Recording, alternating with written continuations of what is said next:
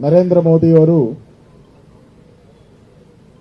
ಈ ವಿಕಸಿತ ಭಾರತದ ಮುಖ್ಯ ಕೇಂದ್ರ ಬಿಂದು. ನಮಗೆ ಕಾಂಗ್ರೆಸ್ ಅವರು ಕೇಳ್ತಾ ಇರ್ತಾರೆ, ಏನ್ ಮೋದಿ ಬಿಟ್ರೆ ನಿಮ್ಗೆ ಯಾರು ಸಿಗದೇ ಇಲ್ಲ ಅಂತ ಹೇಳಿ ಸಿದ್ದರಾಮಯ್ಯ ಪದೇ ಪದೇ ಹೇಳ್ತಾ ಇದೆ.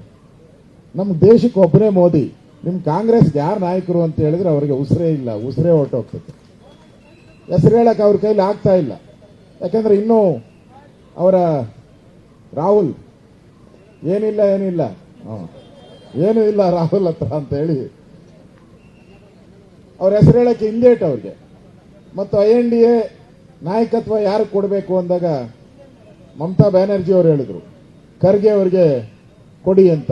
ಇಲ್ಲಿ ಸಿದ್ದರಾಮಯ್ಯನವರು ಹೇಳಿದ್ರು ನೋ ಖರ್ಗೆ, ಓನ್ಲಿ ರಾಹುಲ್ ಗಾಂಧಿ ಅಂತ ಹೇಳಿದ್ರು. ಅಂದ್ರೆ ದಲಿತರಿಗೆ ಎಷ್ಟು ಪ್ರೀತಿ ತೋರಿಸ್ತಾರೆ ಕಾಂಗ್ರೆಸ್ ಅವರು ಅನ್ನೋದು ಇದರಿಂದ ಅರ್ಥ ಆಗ್ತಾ ಇದೆ. ದೇಶಕ್ಕೆ ಇವತ್ತು ನರೇಂದ್ರ ಮೋದಿಯವರ ನಾಯಕತ್ವ, ಕರ್ನಾಟಕಕ್ಕೂ ಕೂಡ ನರೇಂದ್ರ ಮೋದಿಯವರ ನಾಯಕತ್ವ, ನಾವೆಲ್ಲರೂ ಕೂಡ ಜನ ಮೆಚ್ಚುವಂತ, ಪ್ರಪಂಚ ಮೆಚ್ಚುವಂತ ಒಬ್ಬ ನಾಯಕ ನಮಗೆ ಸಿಕ್ಕಿದ್ದಾರೆ. ಆ ದೃಷ್ಟಿಯಿಂದ ವಿಕಸಿತ ಭಾರತದ ಮುಖಾಂತರ ಜನಗಳಿಗೆ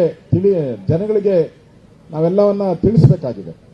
ಹಿಂದೆ ಅಟಲ್ ಬಿಹಾರಿ ವಾಜಪೇಯಿ ಅವರು ಕೂಡ ಪ್ರಧಾನಮಂತ್ರಿಗಳಾಗಿ ಕೆಲಸ ಮಾಡಿದ್ದಾರೆ. ಬಹಳಷ್ಟು ಅಭಿವೃದ್ಧಿ ಆಯಿತು. ಆದರೆ ನಾವು ಅದನ್ನ ಜನಗಳಿಗೆ ತಿಳಿಸುವಂತದ್ರಲ್ಲಿ ಸ್ವಲ್ಪ ಹಿನ್ನಡೆ ಆಯಿತು. ಆ ದೃಷ್ಟಿಯಿಂದ ಈ ಬಾರಿ ಆಗಬಾರ್ದು. ಎಲ್ಲರೂ ನಾನು ಕೇಳಿದಾಗ ಅಣ್ಣ ನರೇಂದ್ರ ಮೋದಿನೇ ಗೆಲ್ಲದ್ ಬಿಡೋಣ ಅಂತಾರೆ.